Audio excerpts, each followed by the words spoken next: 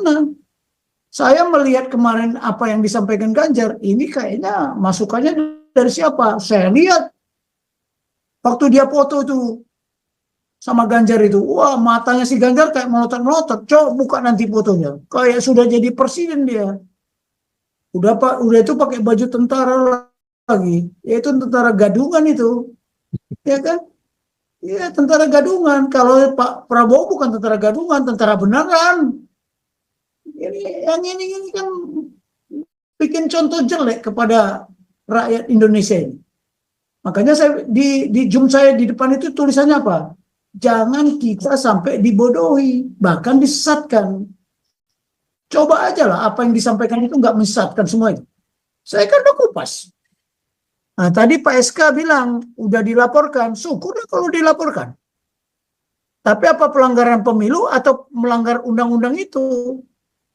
Nah, ini sekarang pelanggaran yang dilaporkan itu pelanggaran terhadap Undang-Undang Keterbukaan Informasi atau pelanggaran ketentuan pemilu. Saya melihat tiga-tiganya juga, wah ribut lah gara-gara mungkin. Kena ke Bawaslu. Bawaslu itu hanya berhak untuk perkara-perkara atau permasalahan yang terkait dengan pemilu. Tapi kalau terkait dengan undang-undang, apa dia? Oh, nggak ada hak dia. Nah inilah. Ya mudah-mudahan aja Pak Prabowo baik hati. Segeralah itu si Ganjar sama si Anies itu minta maaf. Gitu loh. Ya. Saya kan udah bilang tadi taktik atau strategi. Biarkan lawan punya ruang dan waktu. Tapi dia digiring ke daerah pembantaian. Ya barusan si Teddy itulah. Saya bikin strategi kan, saya biarkan dia ngomong tetek bengek segala macam. Tapi putusannya apa? Saya bantai dia. Jadi hati-hati loh bermain sama pakar strategi.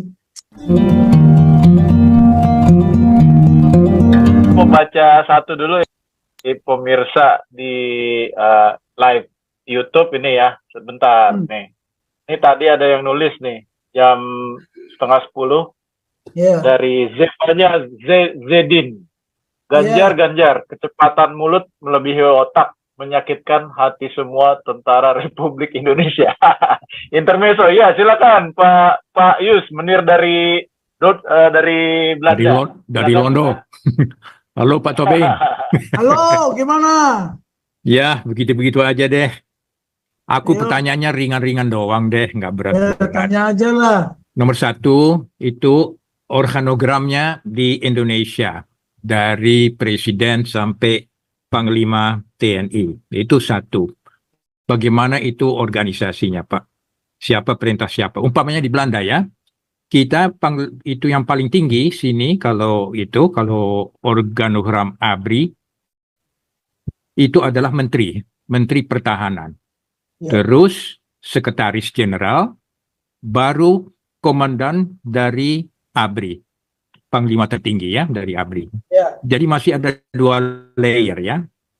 Nah, entah di Indonesia bagaimana. Pertanyaan kedua mengenai cyber security dan juga intel security. Nah, apakah itu ada departemen tertentu di dalam organisasi ABRI? Kalau di Belanda, kita ada 2, Pak. Satu yang sipil, namanya AIVD, Algemene Informatie en Veiligheidsdienst. Kalau diterjemahkan, Dinas Informasi dan Keamanan, itu sipil. Kalau AIVD, kita ada juga militer. MIVD, M dari militer. Itu tugasnya strategi, militer info, dan juga hubungan erat dengan luar negeri. Tentu aja dengan NATO, nanti juga dengan USA. Malah MIVD pernah juga masuk ke Rusia. Sebabnya yang diterima itu dan mereka diuji dan dilatih untuk jadi hacker juga, Pak. Itu hacker-hacker paling jago di sana, Pak. Nah, dan oke, itu 2 pertanyaan, Pak. Jadinya bagaimana organisasi dan juga cyber security? Apakah punya yang tertentu? Struktur organisasi di kita ini beda. Jadi TNI itu, Panglima TNI itu di bawah Presiden langsung. Oke. Jadi Menhan tidak membawa dia. Jadi Menhan tidak ada haknya memerintah TNI. Oh ya, Iya, nggak ada. oke. Tapi kalau Amerika, negara-negara Eropa lah pada umumnya. Jadi dia di bawah Menhan. Ini enggak langsung Panglima TNI. Oh, Polri pun juga gitu. Cuman itulah ya, saya katakan, Menko Polhukam itu bukan menteri komando, menteri koordinator. Dia hanya bisa mengkoordinasi kok. Tidak bisa memerintah. Menhan pun tidak bisa. Tapi kita ini ganti rejim, ganti struktur. Contoh dulu ya. Dulu Menhankam Pangap jadi satu.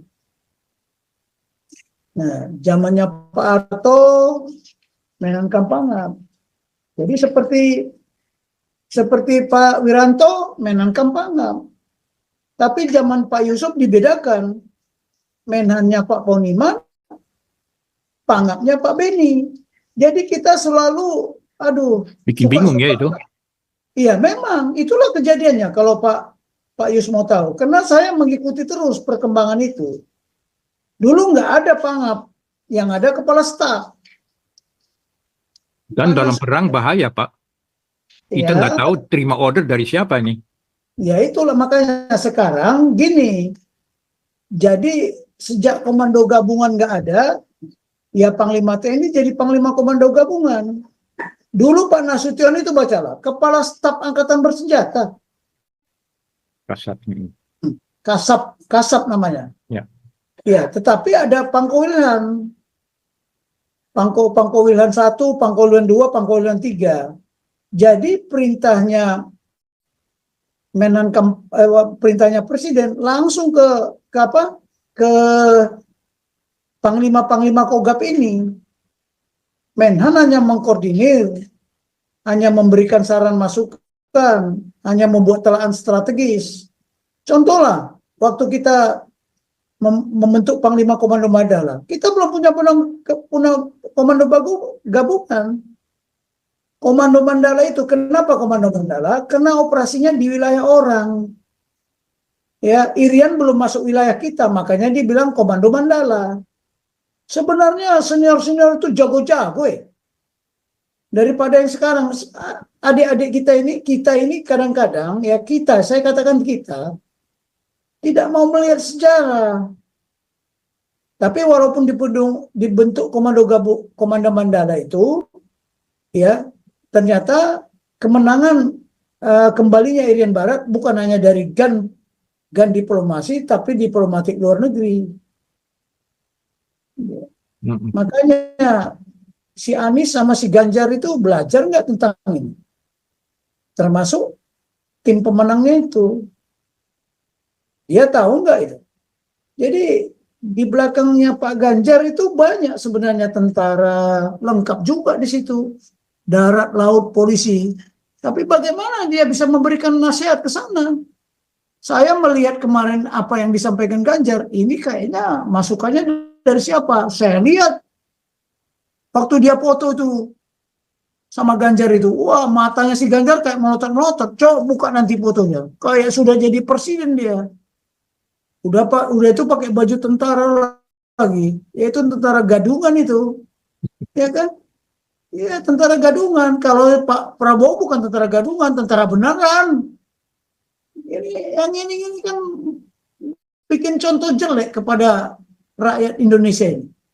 Makanya saya di Zoom saya di depan itu tulisannya apa? Jangan kita sampai dibodohi, bahkan disesatkan. Coba aja lah apa yang disampaikan itu nggak menyesatkan semua itu. Saya kan udah kupas. Nah, tadi Pak SK bilang udah dilaporkan, syukurlah kalau dilaporkan. Tapi apa pelanggaran pemilu atau melanggar undang-undang itu? Nah, ini sekarang pelanggaran yang dilaporkan itu pelanggaran terhadap undang-undang keterbukaan informasi atau pelanggaran ketentuan pemilu. Saya melihat tiga-tiganya juga wah ribut lah gara-gara mungkin kena ke Bawaslu itu hanya berhak untuk perkara-perkara atau permasalahan yang terkait dengan pemilu. Tapi kalau terkait dengan undang-undang, apa dia? Oh, nggak ada hak dia. Nah inilah. Ya, mudah-mudahan aja Pak Prabowo baik hati. Segeralah itu si Ganjar sama si Anies itu minta maaf, gitu loh. Ya, saya kan udah bilang tadi taktik atau strategi. Biarkan lawan punya ruang dan waktu. Tapi dia digiring ke daerah pembantaian. Ya barusan si Teddy itulah. Saya bikin strategi kan, saya biarkan dia ngomong tetek bengek segala macam.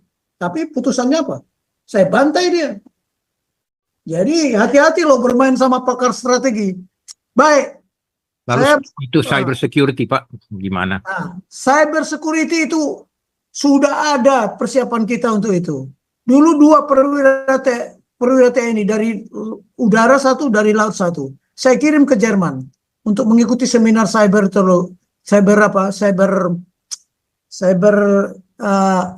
apa itu tadi, cyber attack. Ya, kemudian kembali ke Indonesia. Dikembangkan nggak? Itu saja, saya sudah pensiun sekarang ini. Saya tidak masuk di dalam itu lagi, karena itu sifatnya rahasia. Tapi nggak ada bidang tertentu ya, di mana ahli-ahli itu berkumpul, militer dan juga itu ya sipil ya. Kita juga ada sipilnya sini. Iya, kita ketinggalan, saya beritahu lah. Tapi kita mengejar, ya kan? Kita ketinggalan, kita mengejar. Itu kan sudah dibuka sama Prabowo Unhan. Saya tahu dulu Unhan itu waktu pembentukan Unhan itu saya masih di Mabes TNI. Saya bilang tambah fakultas apa? Kepemimpinan saya bilang. Dulu pernah ribut saya di situ itu. Gara-gara itulah saya dibenci sana sini. Makanya Pak Teddy mana tahu. Jadi kita bicara intelijen ya. Intelijen strategis itu ada 10 komponen. Komponen sejarah, komponen geografi, demografi, dan kekayaan sumber dayanya. Dulu ada perwira angkatan laut yang menjual peta ke luar negeri, kan dicopot dia. Ya, ada komponen ideologi, komponen politik, ekonomi, sosial budaya, ankam, Buddha, Pancagatra. Kalau yang di atas Trigatra. Kemudian ilmu pengetahuan dan teknologi, transportasi dan telekomunikasi, semua biografi. Hati-hati loh. Pimpinan itu dicek siapa ya presidennya. Si Ganjar jadi presidennya, udah ketahuan lah bodohnya. Oh ini presidennya bodoh ini. Si Anies juga bisa dimainkan, kan gitu. Ini coba Xi Jinping, bacalah biografinya. Tanya aja yang ahli Peng Shui sama Hong Xi. Dia punya kartu 5 kaisar loh. Makanya sekarang lihat, Xi Jinping udah berapa periode. Nah, dia presiden, silahkan sampai dia bosan jadi presiden. Nah, bagaimana itu demokrasi? Loh, itulah. Apa ada rakyat Cina milih-milih tusuk-tusuk di mana-mana itu? Alah, udahlah, kita ini pokoknya negara coba-coba. Bahkan dulu ada ceritanya negara bukan-bukan. Udah ya. Tapi Pak itu kalau cyber security itu biasanya kalau mau perang itu kita udah tahu, mereka udah tahu duluan Pak. Dan juga pemilu sekarang di Indonesia pasti itu ada turut campur dari Iran, Rusia, Cina, Amerika juga. Ada itu. Nah bisa ditahan nggak sama Indonesia? Nah, saya nggak tahu. Saya nggak tahu itu. Tapi begini ya. Pemilu yang di Indonesia ini berpengaruh juga ke Trump. Ke seluruh dunia, Pak. Ya sekarang yang melaksanakan pemilu siapa yang bersamaan dengan kita? Amerika kan? Ya. Jadi kejadian-kejadian di Indonesia bisa juga berdampak ke sana. Ya pastilah. Nah, global ya. Dulu Donald Trump kan sebenarnya sama si Hillary Clinton itu kalah suaranya. Sebenarnya. Tapi begitu ada kejadian di Indonesia, adanya FPI, HTI itu, wow, rame-rame. Matanya orang Amerika juga melihat kan? Naik sekali. Benar kata Donald Trump. Akhirnya suaranya pindah ke Donald Trump. Datang si Joe Biden, enggak, diangkat lagi. Makanya dia dipilih lah sama kaum muslim di sana. Ya kan? Udahlah, ini politik ini mah gila lah. Aku tak suka itu demokrasi itu. Ya. Jadi Ya, ini tapi sayang ya Pak Tobing ya, Donald Trump belum pernah ke sini, cuma si wakilnya doang ya, si Mike Pence ya. ya, Mereka naik, ya, itu aja. Oke deh. Terima kasih. ya. Jadi Thank you saya Pak Yus. Oh iya, ya, aku kirim japri juga ke Pak Tobing deh, info-info. Nanti baca ya. aja. Jadi ada 10 komponen ya. Kalau Indonesia cuma 9. Tapi kalau internasional itu 10. Biografi para pejabat-pejabat kita ini. Makanya nggak boleh sembarangan membuka identitas kita. Ya, Ya, jelas. itu ya. Jadi ini. Kemudian ini strategi biar tahu. Ini kan dimasukkan strategi operasi, taktik, teknik, dan intelijen. Informasi tentang ini. Tahu nggak itu pengamat-pengamat itu? Kalau saya tanya, apa itu strategi? Apa itu operasi? Apa itu taktik? Apa itu teknik? Apa itu intelijen? Nggak tahu dia. Berkaitan dengan penyelenggaraan sistem pertahanan dan keamanan negara. Meliputi apa? Tahap perencanaan, pelaksanaan, pengakhiran, dan evaluasi. Berkaitan dengan apa? Ancaman dari dalam dan luar negeri. Jadi kalau Pak Prabowo kemarin nggak mungkin lah dia bisa menjelaskan semua ini dalam waktu 2 menit. Itu dalam Washington. Oh, kalau nggak bisa menjawab, nggak siap bertarung. Makanya sekarang habislah dia. Karena dia nggak bisa mengambil empati rakyat, simpati rakyat. Saya udah jengkel lihat orang ini. Nah, jadi siapa yang boleh memiliki strategi? Ya, pemikir strategi itu pemimpin, ya, leader, kemudian praktisi, ya, praktisi perwira intelijen, praktisi strategi itu ya boleh. Strategis itu orang-orang sipil, bukan nggak boleh, boleh. Tapi dia harus mendalami, Pak Yus. Di Belanda masih ada wajib militer nggak? Tidak ada lagi. Tidak ada lagi. Nah, itulah. Singapura sampai sekarang masih mempertahankan itu. Tapi karena udah sengit begitu, mungkin ada lagi, Pak. Juga Jerman lagi memikirkan. Ya itulah, semua negara itu coba-coba karena dia yakin tidak akan ada perang. Nah itu kita salahnya di sana. Nah itulah. 70 tahun, Pak. Nah, Makanya material-material nggak ada lagi. Malah kita lease itu Leopard dari Jerman loh. 18 kita lease dari Jerman. nah, Prajurit juga kurang. Akhirnya kita gabung dengan Jerman. Jadi nebeng-nebeng aja kita. Payah kan? Jadi, Pak Yus, mesti ikut cara Amerika deh, kita kasih duit. Di Amerika kan rekrutmennya kan Terlalu itunya, jauh, Pak Andi. Terlalu jauh. duitnya kan Strategis terlalu enggak, jauh. maksudnya Belanda kok nggak bisa. Di sini militer itu, masuk militer nggak gampang loh. Tapi banyak yang mau masuk, soalnya apa? Benefitnya banyak sekali. Seperti ini, asuransi kesehatan itu seumur hidup loh, sampai mati. Nah, terus Ya, kalau sini yang juga. masih sekolah-sekolah, itu kasih scholarship, sekolah, free. Nah, itu udah jadi insentif, nggak ada wajib militer sih. Itu. Jadi insentifnya ya benefit. Jadi yang mau masuk militer ngantri loh Pak Yus di sini. Nggak semua bisa masuk loh. Sini untuk kadrun-kadrun bagus sih, hajar sana. Kecuali itu Oke dilihat. Kalau pakai jenggot udah celananya cingkrang udah ditendang aja deh. Enggak, enggak. Malah masukin, cingkrangnya ditarik itu, jenggotnya dicukur. Kok enak banget. Atau enggak, atau yang seperti Trump kerjakan, yang nama-namanya berbau Islam itu, tendang aja semua. Oke lah. jadi beginilah. Rakyat kita tidak diberi pengetahuan masalah pertahanan dan keamanan ini. Sedangkan sisi Angkatan mengharuskan dia bertanggung jawab. Kan gitu. Tapi leader harus tahu dong kalau itu mau jadi itu Ya, presiden. iyalah, Pak Andi. Iya. Pak Andi, Bapak kan di Amerika kan? Oke. National Guard itu apa tentara beneran? Enggak, National Guard itu Nah, itu Itulah dia. Untuk domestik. Makanya Ya. saya bertanya, Pak Beng, saya pernah tanya sama National Guard, hey, kalau ada apa-apa, kamu nembak nggak warga lu sendiri? Dia bilang, nah itu kewajiban kita menjaga keamanan. Jadi nggak ada musuh maksudnya. Tapi nggak nembak ya. Kalau kita ada juga itu Colonel Marususe itu sebenarnya MP ya, militer polisi ya, yang zaman dulu. Jadi, mereka nembak loh, hati-hati. Oh, jadi begini Pak Andi, saya ke Hawaii diundang sama Panglima National Guard yang ada di Hawaii. Waktu itu Jenderal Lee namanya. Mereka itu National Guard itu dilatih juga menembak. Kenapa? Iya, betul. Karena Amerika ya front pertempurannya itu banyak sekali di luar Amerika.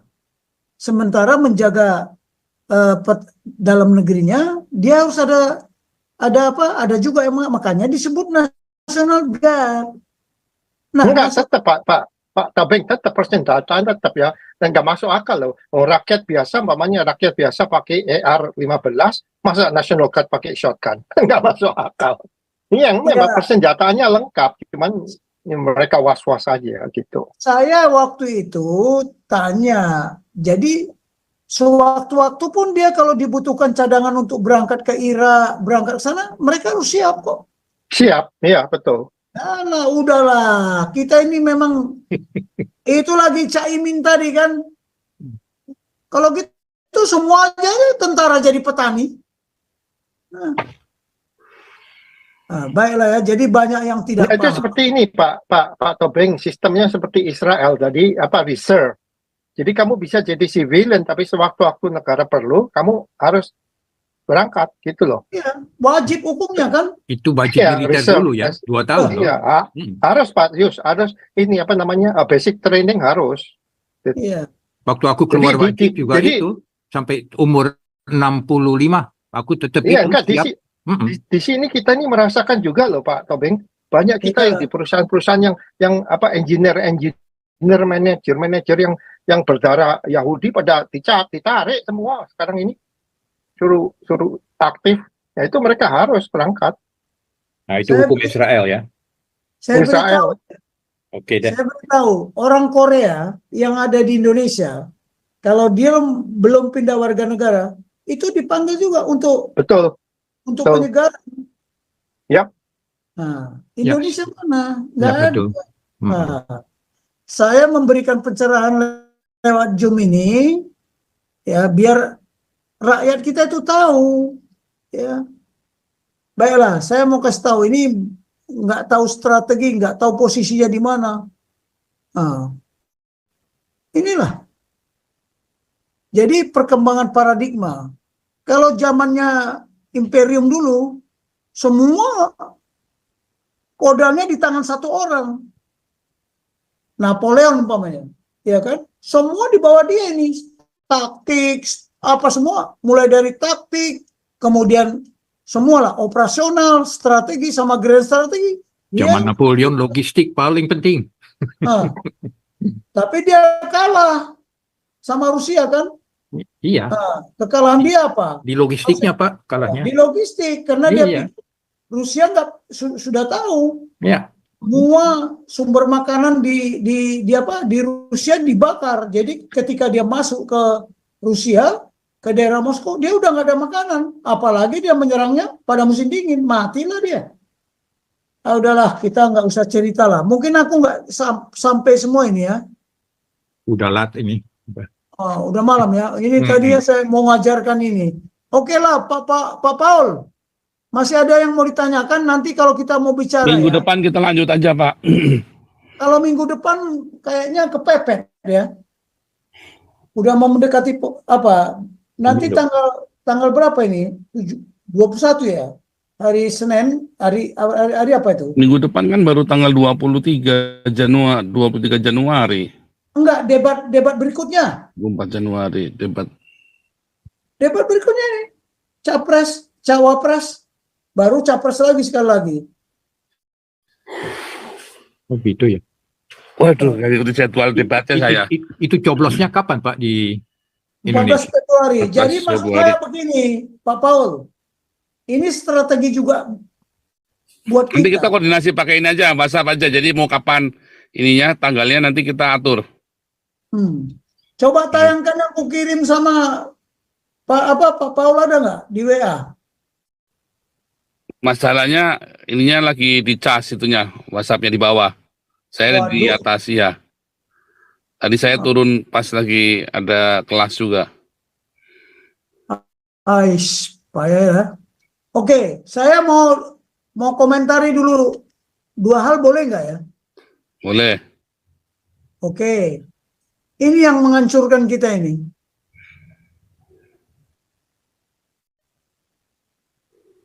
Jadi kalau kita lihat ya, ada proses penyatuan global. Jadi rethinking the role of national government. Jadi seolah-olah pemerintah kita ini diacak-acak, diobok-obok dengan deregulation. Apa deregulation? Itu mengubah undang-undang. Seperti otonomi daerah, ya macam-macam lah, banyak. Ya, nanti kapan saya buka ini? Kemudian terjadilah territorialization. Makanya teritorial itu, wah, udah bermacam-macam di Indonesia ini. Ya kan, karena otonomi daerah, terjadilah ini pemisahan-pemisahan kekuasaan. Ya, contohnya harus orang penduduk asli yang jadi pejabat, ya kan? Dia tidak tahu itu proses changing nasional. Yang paling lihat, coba tujuannya dia apa? Ini insecurity, instability. Nah, akibatnya apa? Kita membutuhkan private investment karena sudah ribut, sudah berantakan semuanya. Akhirnya kita butuh private investment. Nah, geopolitik sudah berubah, interstate arrangement, new multinational cooperation. Ya, ini sudah banyak aturan. Tapi inilah saya mau menjelaskan bahwa jangan merubah undang-undang yang tidak standar. Ya, oke, saya mau coba lagi menjelaskan. Nah, ini nantilah sudah siap semuanya bahan saya. Nah, Cina, ini yang dikembangkan Cina, obor proyek. Coba, ya kan? Karena dia kuat angkatan bersenjatanya, karena dia sejahtera.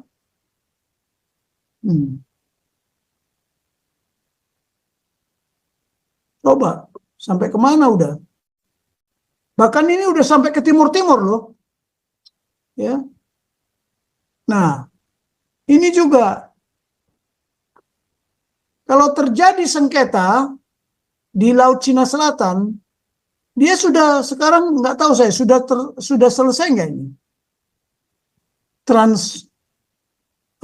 Rote itu kan udah dibelah itu perbatasan Malaysia sama apa namanya, sama Thailand. Coba, ini bisa disebut poros. Kalau Indonesia mana porosnya? Alur perdagangan.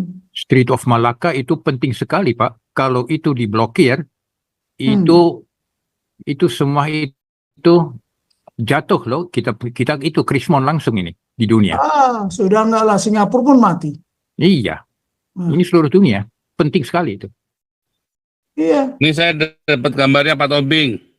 Apa itu? Saya dapat dari YouTube nih, ada nih. Cuman mesti saya setting dulu sebentar. Ini yang tadi Pak Tobing kirim videonya kan. Ini kan? Iya. Bukan, yang ini kan? Ntar saya setting dulu ya. Iya.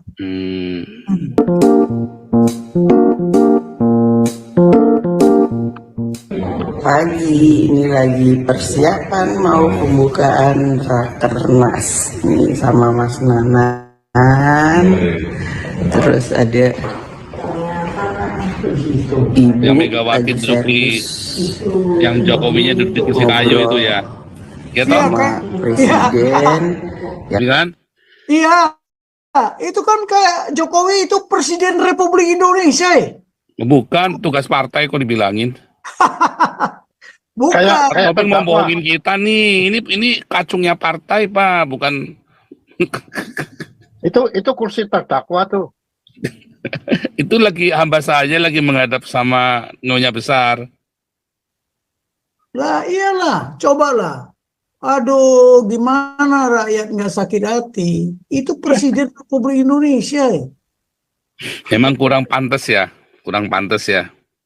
Ya, ini kan mau menunjukkan, kau presiden. Mungkin ini sebetulnya spontan. Jadi nggak ada pikiran apa-apa mereka juga. Cuman kok ya harusnya presiden sebagai presiden, Megawati tetap harus memperlakukannya ya sebagai presiden. Saya walaupun dulu karyawan ya, cuman kepala cabang, begitu ada bos saya tahu saya jalan kaki, langsung dipanggilin supir loh. Saya disuruh diantar pulang loh. Ya udahlah, ngapain lagi di syuting itu? Ngapain di foto-foto? Ini ya memang sengaja mau di framing kan, mau dibikin sebuah ini loh. Ini cuma petugas partai. Udah. Ya. Tujuannya kan begitu kan, cuman congos aja kan. Bendahara, Mas Pram, sama Kabin. Kan? Sengaja dilihatkan lah gitu.